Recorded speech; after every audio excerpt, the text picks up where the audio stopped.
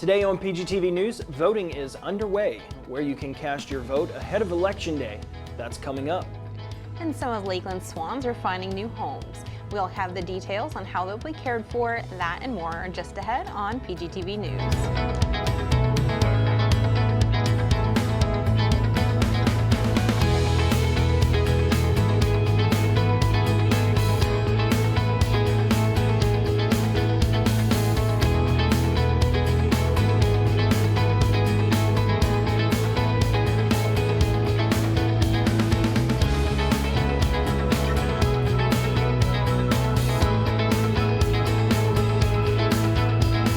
Welcome to PGTV News. I'm Steve Barnes. And I'm Tina Mann.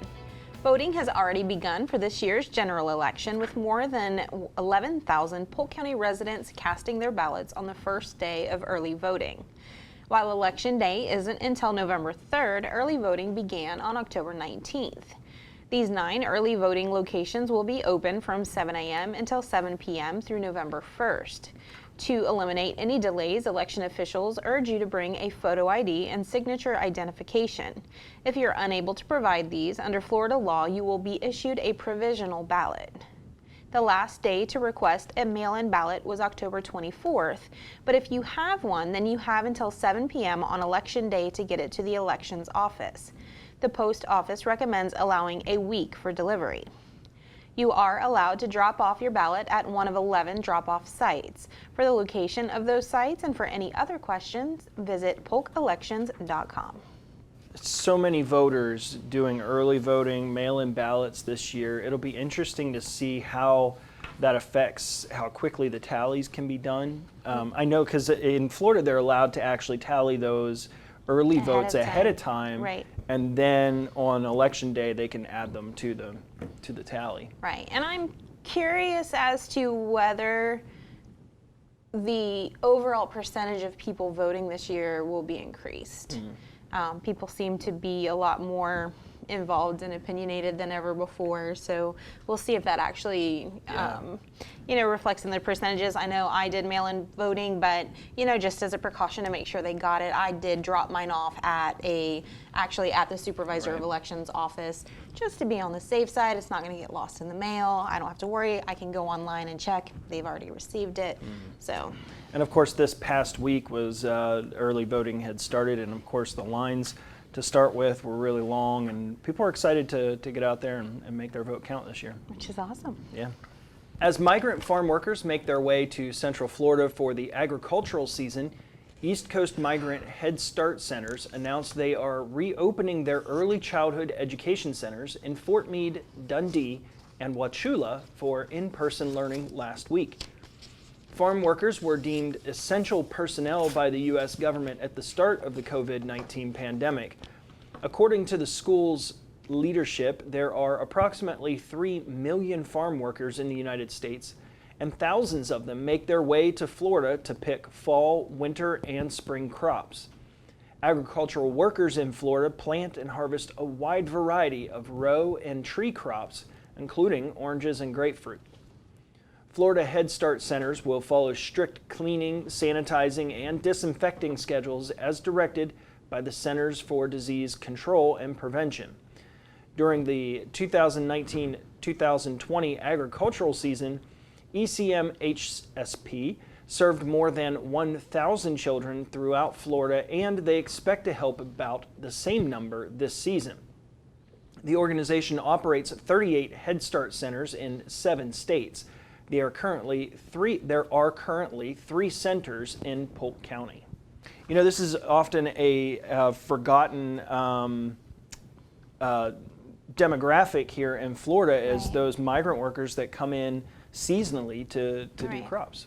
And there are people that we highly depend on to get us fresh foods, not only into our homes, but into restaurants, into our school lunches, our nutrition programs. So. And the thing is as their families move around, those children deserve just as good an education as anybody else.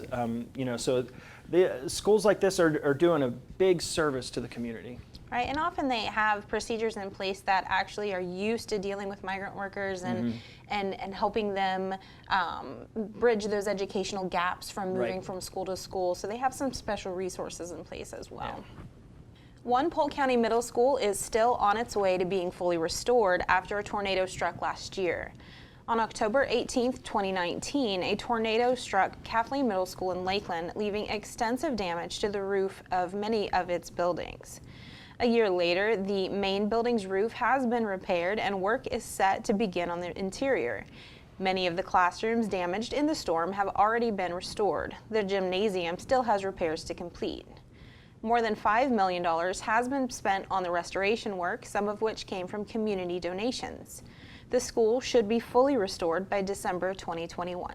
It's a long process. It is a long process, and it's getting the funding, and it's securing the funding. It's finding the, with government. I mean, it's bidding and getting all these people in place before the work can even begin. Well, and also, from doing your own projects, when you go to start fixing things, you find a lot more things that need to be updated and fixed, and you're fixing this part, now you got to bring this section up to code, and so there's a lot of things that pop up. There's a lot going into it, but hopefully they'll be able to keep to that timeline and be back to normal as soon as possible. Absolutely.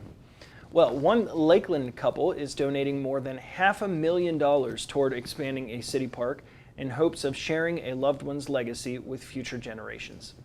Mike and Kathy McGee have offered $600,000 toward the second phase of Cypress Youth Sports Complex. In return, the 33-acre complex will be renamed John McGee Park in honor of Mike's late father. The Lakeland couple said they hope their monetary donation will help provide a first-class recreational facility that their 6 grandchildren and Lakeland's future generations can enjoy. The funds will be combined with $1 million in impact fees from Lakeland's Public Improvement Fund to expand the existing complex. The funds will be used to add a car-themed playground, walking path, and 2 additional multi-use athletic fields with lighting. The second phase of construction, originally scheduled to begin in fiscal year 2020, was delayed as part of the city's funding was cut in response to the COVID-19 pandemic. The city put the construction out for bid, which was awarded to Lakeland-based Rada Construction in October of 2019. Well, good news. What fantastic grandparents that they're worried about their grandkids having a place to play and their, probably their great grandkids and everything else. Those are some great grandparents. What a great legacy to leave behind, not just because you're paying to name a building, but you're providing something for future generations. That's a really right, and I think that's really more about gesture. it. They really want someplace nice for people to go. Yep. So it's fantastic. Thank you very much, McGee's. Polk County received $126 million from the CARES Act fund. Of that amount, $5 million went to Polk County Fire and Rescue. This money helped with an increase in antibody testing and paid sick leave. However, the biggest benefit is the new ventilators. COVID-19 patients have a 20% rate of survival if they're intubated, and the new ventilators can help to prevent that. Training for the new devices is underway and will continue throughout the month for all Polk County first responders. Well, this is good news for the Polk County Fire Rescue. Anything that can help them save lives not only is great for the patients, but it's great for them because it takes a big toll on them when they lose one of their patients. And it was talking about patients having to be intubated where they actually have to puncture through the trachea. And most patients, regardless of COVID or anything else, if that has to happen, it's gotten bad. It's a bad situation. There's not a high survival rate, but with those ventilators, it can prevent them from having to do that. So. Yeah, and this is one of those deals where the funding and the equipment that's being purchased with the funding won't just be beneficial during this time, but it's going to be equipment that'll be used ongoing and for many years. Right. I mean, and it's not only COVID-19 that we need this for, it's pneumonia and after drowning and things like that. So it's just a great resource. Well, Lakeland now has a new city manager. The Lakeland City Commission deliberated for approximately 53 minutes that ended with a 6-1 vote naming Sean Scharouse as the city manager. The dissenting vote was made by Commissioner Sarah McCarley, who shared interest in possibly extending the search process. The city of Lakeland started the search for a new city manager after Tony Delgado retired with 23 years of service. Other than Sharaus, the other two finalists are Natasha Hampton, Assistant City Manager for Rocky Mount, North Carolina, and Ty Kovach, Executive Director for Lake County Forest Preserve in Libertyville, Illinois. The search firm GovHR was hired to assist in the city manager search. The three finalists started a round of in-person interviews with staff on Monday, October 19th, and then met with community stakeholders during an evening meet and greet function at Lake Crago Outdoor Recreational Complex. On October 20th, the three finalists each met with Lakeland City Commission before the deliberation process and the final vote. It's not super surprising that they went with him. He's been in this role for several months and it has actually been in action, so they've been able to see how he handles things, things like that. But they did have some strong candidates. Mm-hmm. Yeah, it's always a tough process when you're going through that hiring process, and you're trying to weigh out internal candidates versus external candidates, right. And what are their experience levels, where are they coming from, how does that city differ from this city? Right. And so yeah, there's a lot of factors to consider. They are, but I'm sure they're happy that they have somebody in there and it's stable and that they can kind of just move on. The Central Florida Development Council has a new chair of their board of directors. At their annual meeting on October 15th, Dr. Angela Garcia Falconetti, also Polk State College's president, took the reins of the organization and says she's planning on focusing on economic recovery. That means making sure we continue to support our education development, the pipeline of talent, but also do our best to coordinate with the county to help small businesses prosper and be part of the recruitment of large businesses to the area, Falconetti said in a press release. The CFDC is Polk County's primary economic development agency, working in conjunction with the Board of County Commissioners since 2015. Yeah, it doesn't surprise me that they've chosen Dr. Falconetti to help lead that organization. Obviously, she's somebody that kind of has her thumb on the heartbeat of Central Florida and has a lot of connections there and kind of understands how the economy is working here. She does. She also is very, very engaging, and people listen to her. She has great ties with the Hispanic community, as well as a lot of the economic partners around Polk County. Yeah, very good choice. Lakeland officials selected 18 names via lottery on Friday to purchase a pair of the city's beloved swans. More than 80 interested purchasers had signed up to take home at least one of the 36 available birds. Those selected had until noon on October 23rd to pay $400 per bird and submit a signed purchase agreement to the city. Under the contract, the buyers must agree to provide the swans with proper habitat, veterinary care, and safe transport. All swans will be sold in a male-female pair, though the city does not guarantee the birds will mate. The buyers must pick up the birds in person at 9 a.m. October 29th or forfeit their place in line. We talked about this story a couple weeks ago about signing up for it and everything, so the birds are on their way. I don't remember them talking about them being in pairs, though. No, that was kind of a new development, but it makes sense, right? So they're matchmaking, but they can't guarantee a match. Poor birds. Matchmaker.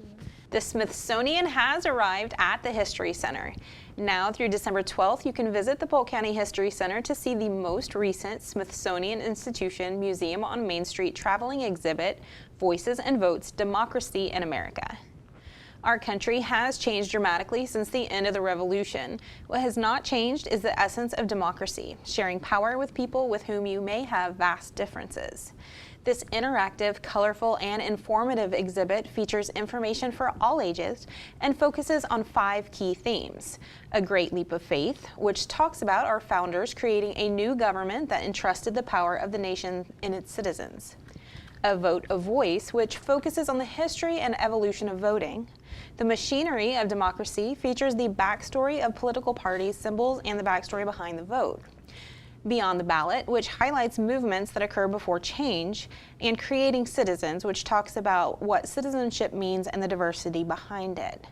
The exhibit has components to make you think, videos highlighting local people's stories about different facets of democracy, interactive elements, and more. Visit the History Center from 9 a.m. to 5 p.m. Tuesday through Saturday. The museum is located at 100 East Main Street in Bartow. For more information, call 863-534-4386. I have to tell you, I've been in there. I have interacted with this exhibit. It is beautiful, it is colorful, it is well done, it is nonpartisan, in case people are worried that, hey, maybe this is going to swing one way or the other. It goes through... It's truly a history of democracy. It's the history and every facet that you may or may not think of, and it has the coolest little things for both kids as well as adults, and just things that just make you think and kind of brings out a little sense of patriotism in you. You know, I snuck in there the other day too as they were setting up, and it really is a fantastic exhibit. And it sits right beside the women's suffrage exhibit that they just put in earlier in 2020, earlier this year. Actually, or was it 2019, I think? It was like 2019, 2020. It was 2020 because 2020 marks 100 years of the passage of the 19th Amendment. So you've got the two that are sitting side by side, and kind of, you know, you see how democracy has developed over the years. Right. And no, just absolutely phenomenal exhibits, as is the rest of the museum. Everybody should go. Yeah. Karen Olivo, a graduate of Lakeland's Harrison School for the Arts, was nominated Thursday for a Tony Award for her lead performance in the musical Moulin Rouge. If she wins, this will be her second Tony, the theater's industry most prestigious award, in 2009 for her portrayal of Anita in a revival of West Side Story. The former Winter Haven resident is one of 3 nominees in the category of Best Actress in a Lead Role in a Musical. Olivo, 44, beat out a legion of actresses auditioning for the role of Satine, a cabaret artist performing in a Paris club at the turn of the 20th century. Moulin Rouge is an adaptation of Baz Luhrmann's 2001 movie in which Nicole Kidman portrayed Satine. Born in New York, Olivo moved at age 7 with her family to Winter Haven and performed as a child at Theater Winter Haven and what is now Lakeland Community Theater before being accepted to Harrison, graduating in 1994. She attended the Cincinnati Conservatory of Music and left a year early after being cast in 1997 in the original Broadway production of the musical Rent. Wow, what a storied career she's had so far. And I love that she's from Polk County. It's just over and over we hear all of these accomplishments of these, you know, actresses and actors and musicians and athletes, and it's just, we breed them well here. I mean, it's incredible. Second Tony. You know, Rent, Moulin Rouge. Huge shows. I mean, just it just goes to show that, like you said, the talent that we have here in Polk County is just second to none. Agreed. Thanks for watching PGTV News. The board review is coming up, but first, one man had already been mowing lawns across the U.S. for the elderly, veterans, and disabled, but when the pandemic hit, he took his service one step further. Take a look.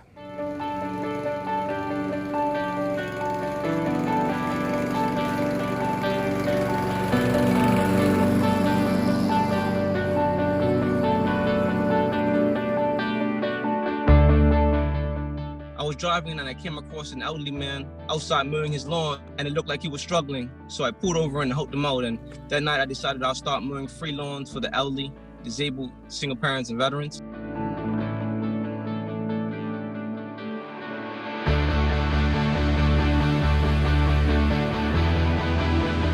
A few years later, I came up with the brand Raising Women's as well, to encourage both boys and girls to get out there and make a difference, one lawn at a time.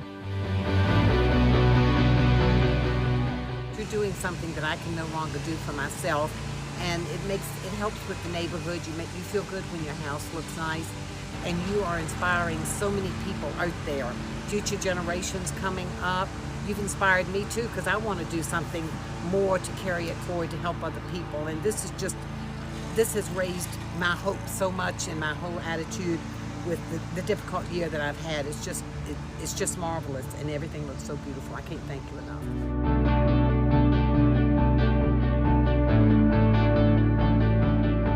I came up with this idea of mowing drops, because most of the people we mow for are elderly and they're shut in and disabled, and even our veterans, stuck in and limited income. Every morning I woke up and I went to the grocery store and I bought groceries and different things they might need, and I went to mow the lawn, and after mowing the lawn, I dropped groceries to the door. Yeah, I started that right when the coronavirus really had hit, because I knew lawn care would still be essential, and I know the elderly people we mow for, they need the items, and I found it really meant a lot to them. God bless you. You too. I came up with the idea of going to all 50 states, mowing free lawn for the elderly, disabled, single parents, and veterans, to make people more aware of the organization and encourage kids to join up on our 50-yard challenge.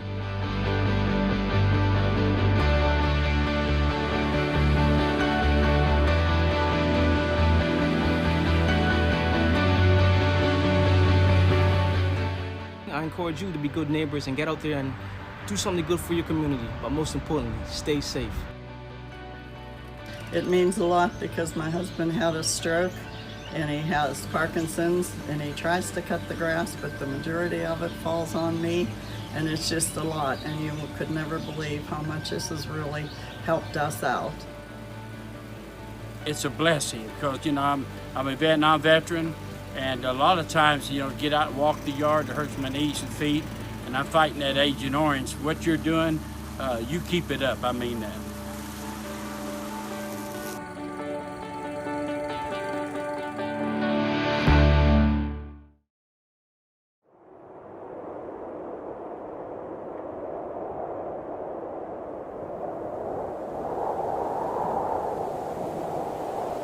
I remember a lifetime ago when we started this journey. We were inspired by each other to create something greater than ourselves and achieve so much together. A place to feel alive, to discover who we are, and ensure what always was will always be. Those days when we walked softly and honored our past, when he saved a nation and they saved the world. When he stood for this and she sat for that. When she captured our hearts and he captured our souls. When we were divided. United 93, do you still hear Cleveland? And we were united. He lifted our spirits. We aimed higher and never stopped looking up.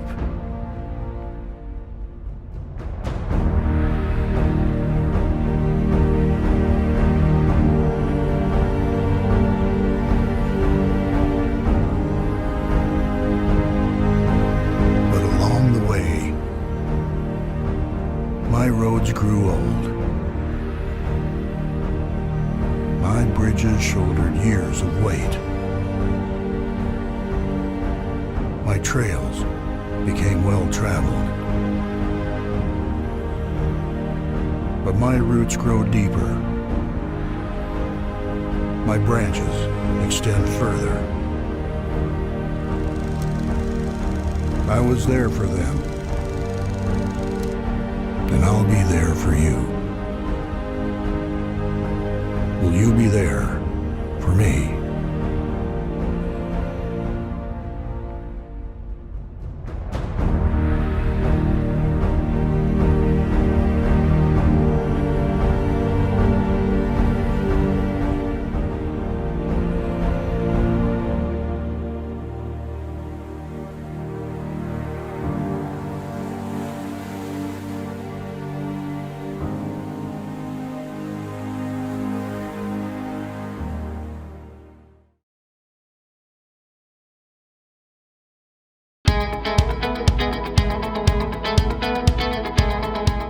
Welcome to the Board Review with news about your county government. I'm your host, Tricia Pichette.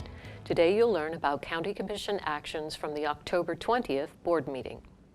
Domain Homes, Inc. will build 4 single-family homes following the board's approval of a $520,000 development agreement that will create homes for low-income residents. The county offers incentives for the development of infill lots to encourage the construction of affordable new homes. The intent of the incentives is to offset the high costs of impact fees and construction, and to attract new development to areas that have otherwise been overlooked. A $250,000 community development block grant agreement between the county and the Mulberry Community Service Center was approved Tuesday.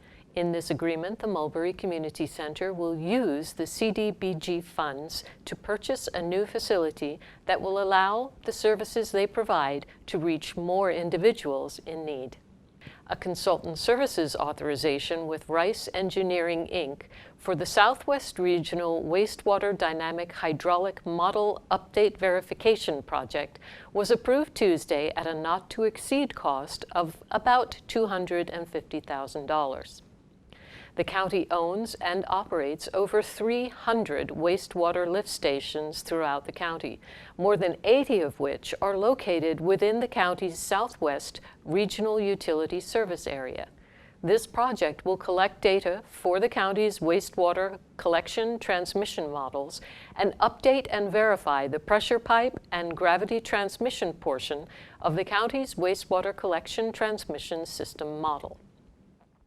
The board approved Sourcewell Cooperative Agreement with Asset Works LLC for computerized maintenance management within the Fleet Management Division and Community Investment Projects Amendment. The construction manager at risk, along with a guaranteed price maximum addendum of about $3.2 million with Core Construction Services of Florida LLC for the Frostproof Fire Rescue Station, was approved by the board Tuesday. The board approved the release of a $32,204 warranty and surety in the form of a maintenance bond for the Cascara development. The board also held several public hearings on a variety of items. These items up for consideration included: the board approved a small-scale comprehensive plan amendment and associated ordinance to change the future land use designation on nearly 1 acre from residential medium to office center in the transit supportive development area. A waiver to the Land Development Code was also approved by the board and will allow more than 4 lots to gain access solely by an easement, and for the easement to exceed 1,320 feet for an existing residential lot to be subdivided for 2 future lots off Rifle Range Road. The board upheld the Planning Commission's decision to approve a 210 single-family home development on about 52 acres. The board approved a small-scale comprehensive plan amendment and associated ordinance to change the future land use designation from residential medium X to institutional X in the transit supportive development area and in Ronald Reagan selected area plan. A first hearing was held, but no action was taken on a Land Development Code text amendment to change a lake access district overlay, which had already been approved by the Planning Commission earlier this month. The board also held another first hearing and took no action on a county-initiated ordinance amending the Land Development Code for utilities availability clarification. Well, that wraps up this edition of the Board Review. To keep current with programs and progress in the county, visit us online at polk-county.net or follow us on Facebook and Twitter. We encourage you to watch the next scheduled board meeting at 9 a.m. Tuesday, November 3rd, 2020. I'm Tricia Pichette. Thanks for watching.